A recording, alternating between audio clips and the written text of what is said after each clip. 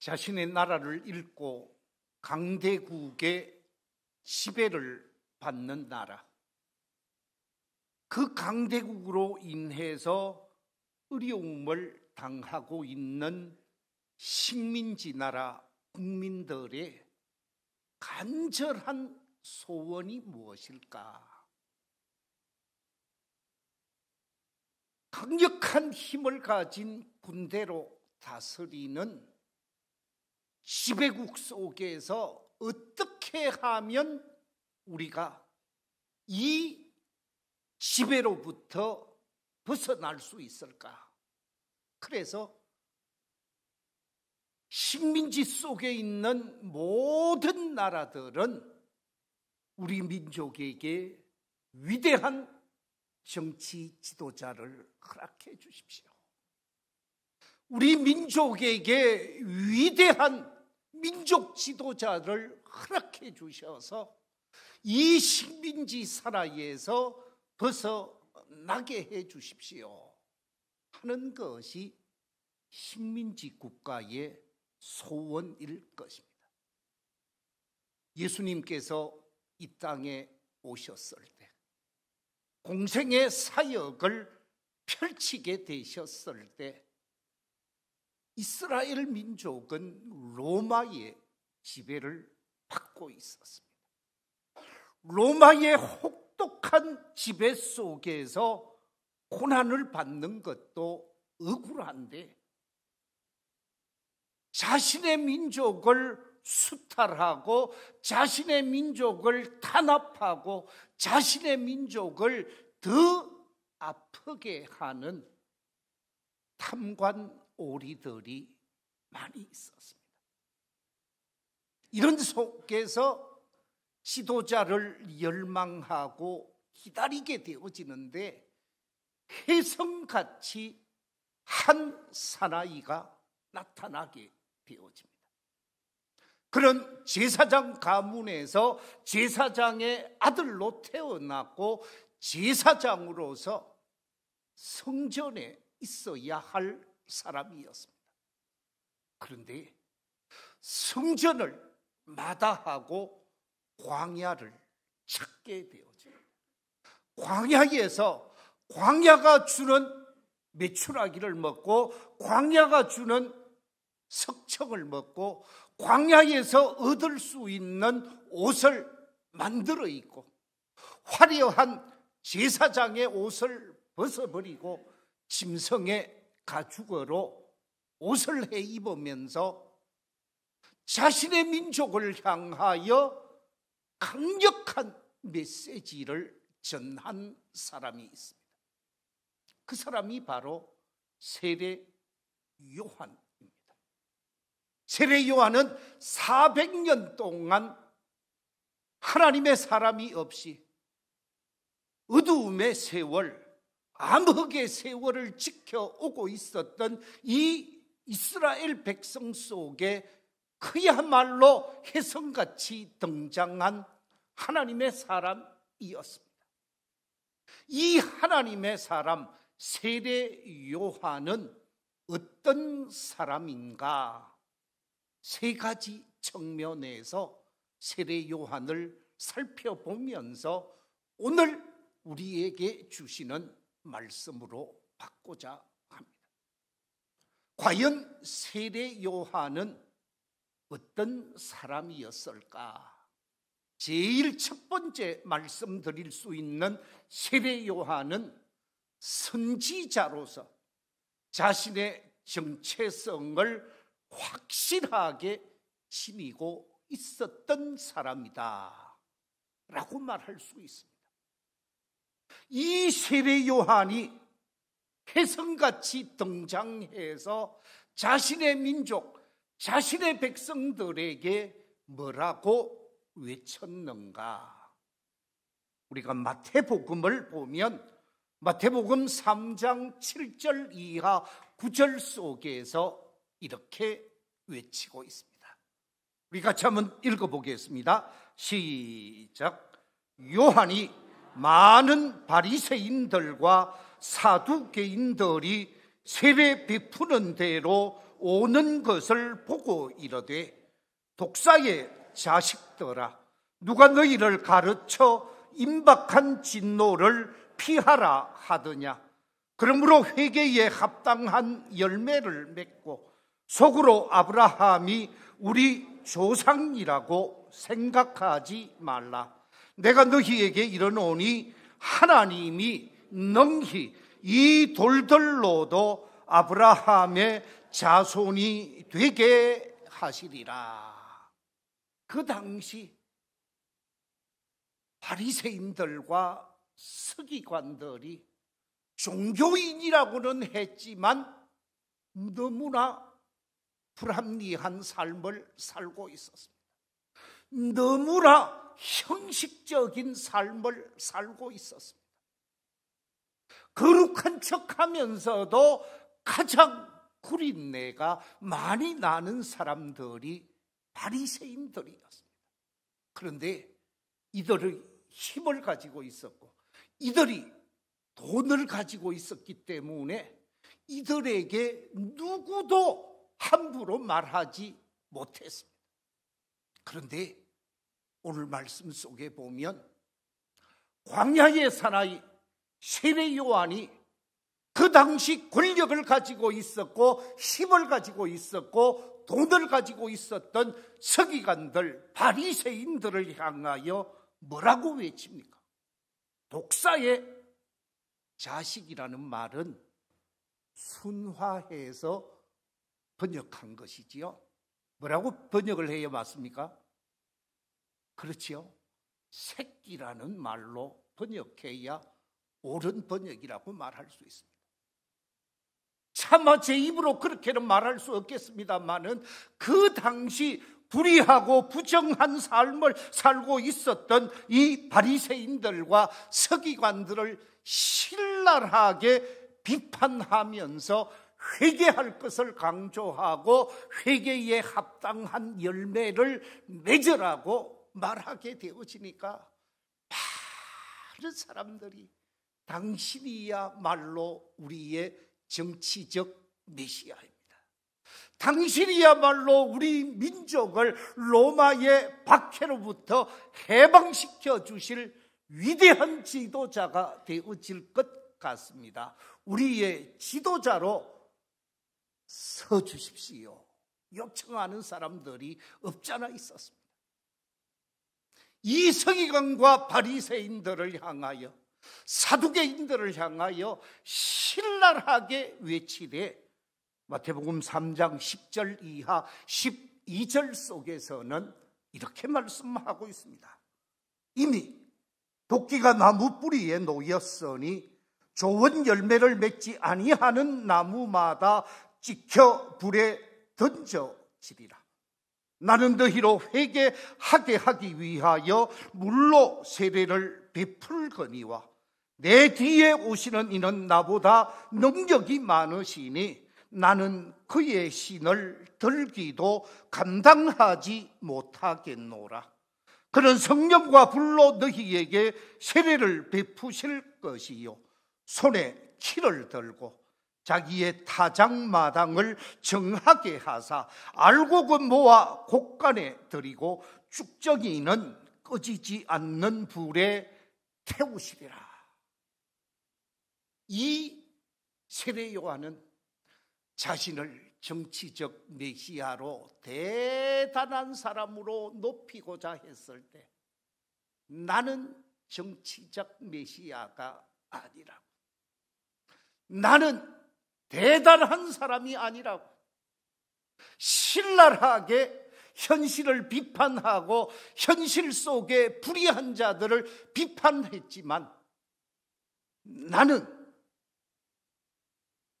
능력 많으신 그리스도의 안내자에 불과하다고.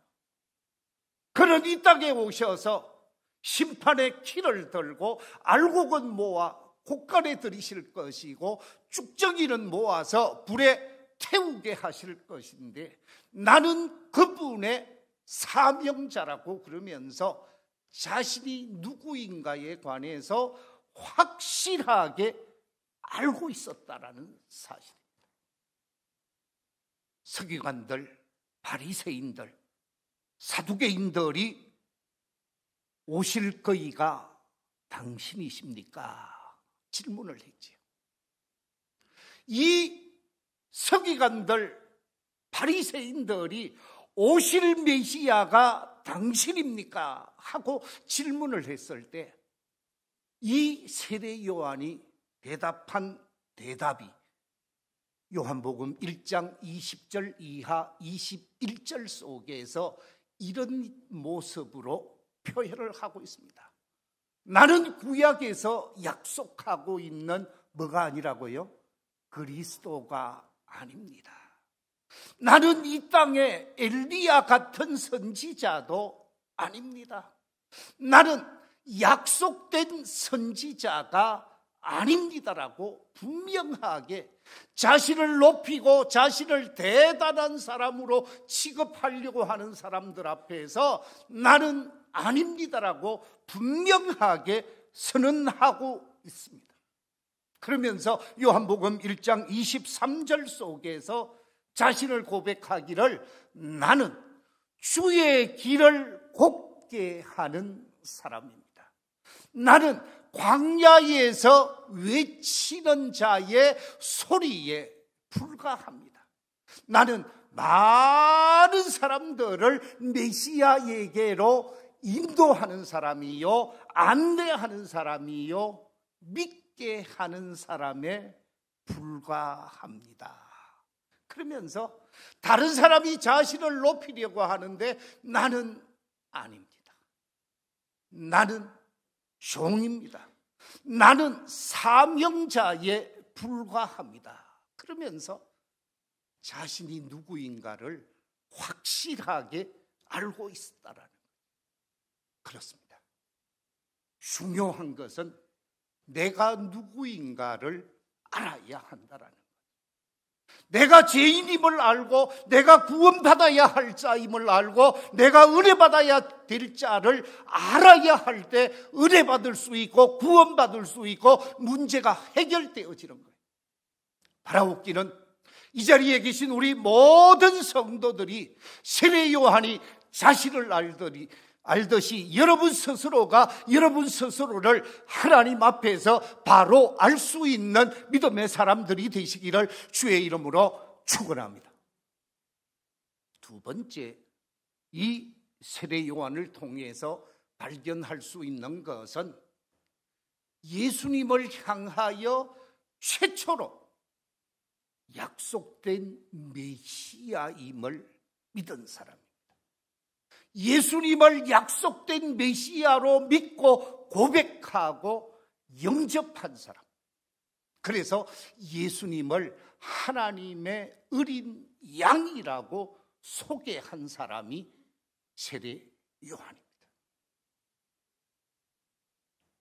세례 요한은 자신의 정체성을 분명하게 가졌을 뿐만 아니라 자신이 세례를 베풀고 있는 그 요단강 현장에 예수님이 나아오는 모습을 보고 저분이야말로 메시아이구나. 저분에게 내가 세례를 받아야 할 사람이구나 하는 것을 깨닫게 되었습니다. 그런데도 불구하고 예수님이 자신에게 다가와서 세례를 베풀라고 요청하는 사건이 마태복음 3장에 나타나고 있습니다. 그때 세례 요한이 예수님에게 뭐라고 말을 합니까? 마태복음 3장 14절에 보면 이렇게 말씀하고 있습니다. 내가 당신에게서 세례를 받아야 할 터인데 당신이 내게로 오십니까? 저는 당신을 위해 존재하는 사람입니다. 세례를 베풀라고 해서 예수님에게 세례를 베풀지만 예수님이 메시아임을 확실하게 안 사람이라는 거예요. 우리 함께 요한복음 1장 29절 말씀 같이 한번 읽어보겠습니다. 시작. 보라, 세상 죄를 지고 가는 하나님의 어린 양이로다.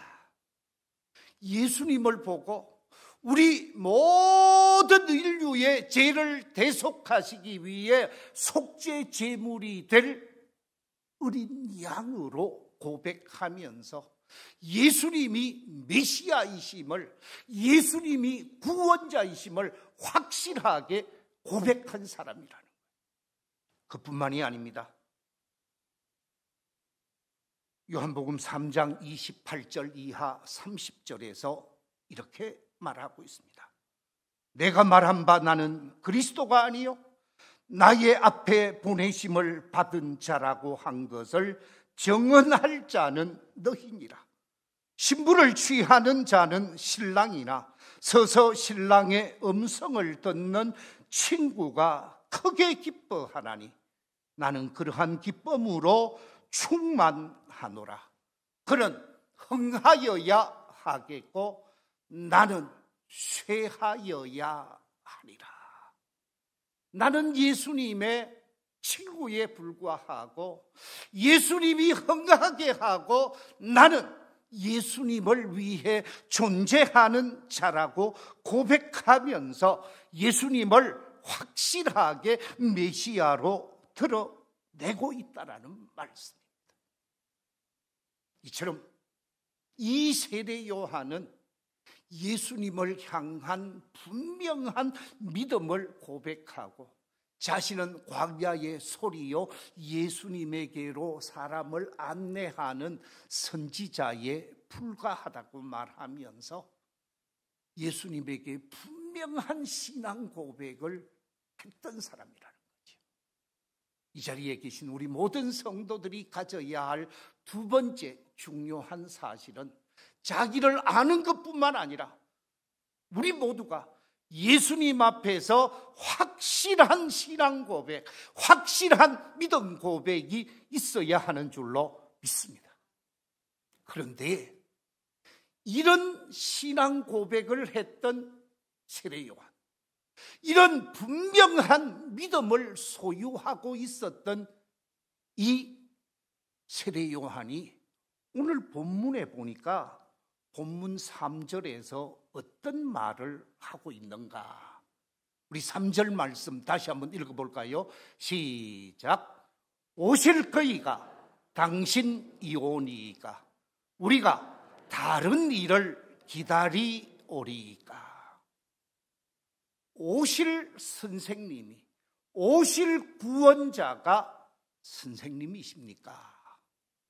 아니면 우리가 다른 메시아를 기다려야 합니까? 이 말은 믿음에 의심이 있다라는 말입니까? 없다라는 말입니까? 그렇죠. 믿음에 의심을 가지고 있습니다. 그렇습니다. 우리가 신앙생활을 하다가 보면 믿음이 추락할 때가 있습니다. 좋은 믿음을 가지고 있었고 대단한 믿음을 가지고 있었고 열정적인 믿음을 가지고 있었다가 어느 날 우리의 신앙이 추락하고 추락해서 계곡에 빠지는 우리의 자신을 보게 되어집니다. 이게 인간입니다. 오늘 본문 속에 이 세례 요한이 지금 어디에 있습니까? 이 본문이 기록되어진 마태복음 11장의 말씀은 세례 요한이 지금 감옥에 들어와 있는 상황입니다. 왜 감옥에 들어와 있었는가? 진리를 외치고 정의를 외치고 공의를 외치면서 하나님의 말씀에 어긋나고 하나님의 말씀에 그릇된 삶을 살고 있었던 정치적 권력자 분봉왕 헤로데에게 입에 담을 수 없는 소리를 했기 때문에 그렇습니다. 정죄하고 심판했기 때문에 그렇습니다. 절대적 권력을 가지고 있었던 헤롯 왕에게 나쁜 사람이라고, 죄인이라고, 용서받을 수 없는 나쁜 사람이라고 입에 담지 못할 소리를 하니까 그를 그냥 둘 수가 없어서 감옥에다 갖다 잡아 넣은 거예요. 왜 이렇게 했느냐? 바로 헤롯이 자신에게 엄연히 아내가 있으면서도 자신의 동생의 아내를 자신의 아내로 취하는 도저히 윤리적으로 용납할 수 없는 잘못된 일을 했을 때 그것을 아무도 말하지 않았지만 세례 요한은 아니라고 얘기한 거예요. 그것은 있을 수 없는 일이라고, 왕이 해서는 안 될 일이라고 책망을 했습니다. 이 책망의 소리를 듣기 싫었던 사람이 세례 요한을 감옥에 가두었습니다. 그런데 세례 요한이 감옥에 있음을 알고 있으면서도 예수님께서 전혀 반응을 보이지 않았습니다. 감옥에 있는 것 그대로 두고 있습니다. 시간이 지났습니다. 세례 요한은 어떻게 하든지 많은 사람을 예수님에게로 안내하고자 했던 사람인데, 예수님은 세례 요한에 관해서 다른 얘기가 전혀 없습니다. 이거는 제 생각입니다. 아마 인간적으로 많이 섭섭하지 않았겠는가. 그래서 제자들을 오라고 합니다. 그리고 그 제자들을 예수님에게 보내는 장면이 오늘 본문 말씀입니다. 제자들을 예수님께 보내면서 질문하기를, 오실 그이가 당신이십니까? 오실 그분이 선생님이십니까? 하고 질문한 것입니다. 의심이 되어졌습니다. 그런데 이 의심 속에서 확인하기 위해 제자들을 보내게 되어졌는데, 제자들이 예수님에게 와서 우리 선생님이, 세례 요한이 질문하고 있습니다. 정말로 오실 그분이 당신입니까? 하고 믿음 없는 질문을 했을 때 예수님이 말씀을 전하라고 말하고 있습니다. 어떻게 말하라고 말합니까? 오늘 본문을 보십시오. 오늘 본문 4절 이하 6절 말씀 우리 같이 한번 읽어보겠습니다. 시작. 예수께서 대답하여 이르시되 너희가 가서 듣고 보는 것을 요한에게 알리되 맹인이 보며 못 걷는 사람이 걸으며 나병 환자가 깨끗함을 받으며 못 듣는 자가 들으며 죽은 자가 살아나며 가난한 자에게 복음이 전파된다 하라. 누구든지 나로 말미암아 실족하지 아니하는 자는 복이 있도다. 예수님께서 이 땅에 오셔서 하시는 사역의 내용을 감옥에 있는 세례 요한에게 알리는데 6가지 감옥의 현상을 가서 알리라 얘기를 합니다. 그 6가지 현상은 앞을 보지 못하는 사람이 어떤 현상이 일어난다고요? 보는 현상이 일어난다고 했습니다. 두 번째, 걷지 못하는 사람이 걷게 되어지는 현상이 일어나게 되어진다고 했습니다. 그런가 하면 나병에 걸린 사람, 도저히 고칠 수 없는 나병 환자가 깨끗하게 고침을 받는다라는, 그것뿐만이 아닙니다. 듣지 못하는 자가 듣게 되어지고 죽은 자가 살아나게 되어지고 가난한 자에게 복음이 뭐 한다고요? 전파되는 현상이 나타나게 되어졌다. 이 6가지 현상을 세례 요한에게 가서 말을 하라 얘기했습니다. 가서 얘기하고 그때서 세례 요한이 정신을 차리게 되어집니다. 잃어버린 신앙을 되찾게 되어집니다. 바로 세 번째 세례 요한을 통하여 발견할 수 있는 중요한 사건은 말씀으로 영적 침체기를 극복하고 사명을 다시 회복하는 모습을 보여주고 있다는 사실입니다. 우리가 환경이 좋지 못하고 상황이 좋지 못하고 여러 가지 형편이 좋지 못할 때 우리의 믿음이 추락하게 되어집니다. 내게 전혀 전혀 없는 믿음처럼 보입니다.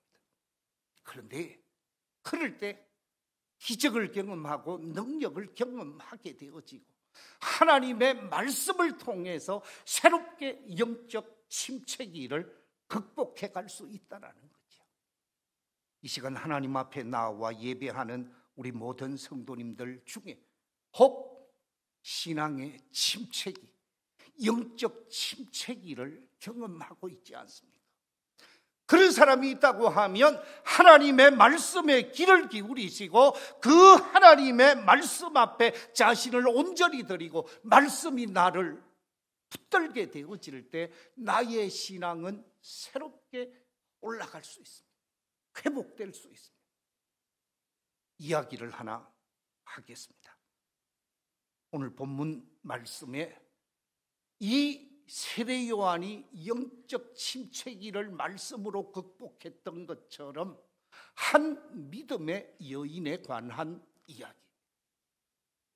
이 사람은 가이드 포스터에 실린 대단한 사람인데 그의 이름은 서혜경이라는 사람입니다. 이 서혜경이라는 사람은 어떤 사람으로 잡지에 실렸는가? 피아노의 천재라는 소리를 5살부터 들었다고 합니다. 유치원을 다니고 초등학교를 다닐 때 영 아티스트 콩쿠르에 1등을 했습니다. 그것뿐만이 아닙니다. 국제대회 쇼핑 콩쿠르에서 1등을 합니다. 줄리아드 차이코프스키 콩쿠르에서 또한 1등을 합니다. 유럽으로 건너가서 메노그 국제 콩쿠르에서 1등을 합니다. 세계적으로 제일 권위가 있는 피아노 콩쿠르이 바로 이탈리아에서 거행하고 있는 부조니 콩쿠르라고 합니다. 이 부조니 콩쿠르에서 탑을 합니다. 그러니까 이 사람에 관해서 미국에서 1988년 우리나라로 29살, 만으로 28살에 세계 3대 피아니스트 중 한 사람으로 인정을 받게 되어집니다. 그래서 이 사람의 손가락은 몇만 불짜리 손가락이라고요? 100만 불짜리 손가락이라는 거예요. 그런데 나이 30이 되었을 때 손이 자유롭지 못하게 되어집니다. 손이 빳빳하게 굳어가게 되어집니다. 손이 돌덩어리가 되어집니다. 자신의 손이 천재적인 피아니스트의 자신의 손이 굳어가니까 이 피아노를 칠 수 없는 손이 되어집니다. 원망을 하고 눈물로 밤을 지새웠지만 해결이 되지 않았습니다. 세월이 지나는 가운데 어느 날 환상 속에 비몽사몽간에 꿈을 꾸게 되어지는데 한 여인이 십자가 밑에 앉아서 울고 있는데 피가 뚝뚝 떨어지는 것을 보게 되어집니다. 놀라운 사건이라 자세히 봤더니 그 사람이 다른 사람이 아니고 누구였다고요? 자기 자신이었답니다. 하나님께서 십자가 앞으로 나와서 기도하라는가 보다 생각하고 성전으로 달려가기 시작합니다. 성전에 엎드려서 십자가 밑에서 철저하게 회개하고 자복하면서 하나님의 도움을 구하게 되어집니다. 그동안 믿는다고 했지만 신앙생활을 한다고 했지만 피아노의 천재라고 하고 피아노를 세계에서 제일 잘 치는 사람 중에 한 사람이라고 인정을 하면서 신앙생활도 저버리고 마음대로 생활하고 다른 사람을 나쁘게 했던 것, 자신이 잘못한 것을 발견할 수밖에 없었습니다. 그래서 십자가 밑에 가서 철저하게 회개하게 되어지는데 그 사람의 얼굴이 어떤 얼굴인가? 저 얼굴입니다. 지금은 대학 교수로서 정년 1년을 앞두고 있는 경희대 피아노학과 교수입니다. 이 서혜경 교수가 십자가 은혜, 구속의 은혜, 영적 침체기에서 십자가 보혈의 역사를 경험하고 나서 그가 고백했던 위대한 신앙 고백이 이렇습니다. 결혼 전 나는 나 자신을 높게만 보고 뽐내려고 했습니다. 다른 사람의 존재를 은연중에 무시하며 고상한 척, 나만이 뛰어나고 나만이 똑똑하고 나만이 제일 잘난 척하며 온갖 교만을 다 들었습니다. 그러던 내가 고통의 벼랑 끝에서 주님을 만났고 나 자신을 바로 깨닫고 건강의 복을 받았습니다. 주의 평강이 내 마음속에 넘치니 이제는 내 노력과 내 실력이 아니라 주님이 주시는 은혜로 연주하니 듣는 이들이 더 큰 감동을 받고 10달러짜리 옷을 입고도 더 감격적으로 연주하여 최고의 그랑프리를 받았습니다. 이것은 내 노력이 아니라 순전히 하나님의 은총이었습니다. 영적 침체기 속에서 십자가를 찾게 되어지고 그 십자가를 통해서 하나님의 은혜를 경험하게 되어졌던 이 서혜경 교수가 굳어가던 손이 어느 날 서서히 풀리게 되어졌고 다시금 연주를 하고 대단한 연주자로 인정을 받으면서 지금 대학 교수로 오랫동안 사역하고 있습니다. 사랑하는 성도 여러분, 여러분에게도 영적 침체기가 찾아올 때가 있을 것입니다. 십자가 앞으로 나오십시오. 십자가 그늘 아래 앉아보십시오. 오실 그분이 선생님이십니까? 의심하지 않는 신앙, 온전한 신앙으로 하나님 앞에 세워지는 놀라운 역사가 있게 되었습니다. 말씀을 맺겠습니다. 세례 요한을 통해서 발견할 수 있는 세 가지 중요한 신앙의 모습. 그 첫째는 어떤 모습입니까? 선지자로서 자신의 정체성을 확실하게 가졌다라는 것이죠. 두 번째 모습은 예수님을 메시아로 고백하고 영접하고 믿고 신뢰했다라고 하는 이 신앙, 이 고백. 세 번째는 이 세례 요한은 영적 침체기에 하나님의 말씀을 통해서, 주님의 말씀을 통해서 회복하게 되어지고 사명자로 새로운 삶을 살게 되어졌다라는 것이지요. 우리 모두에게도 이런 놀라운 은혜, 이런 놀라운 체험이 있는 신앙인들이 되시기를 주의 이름으로 축원합니다.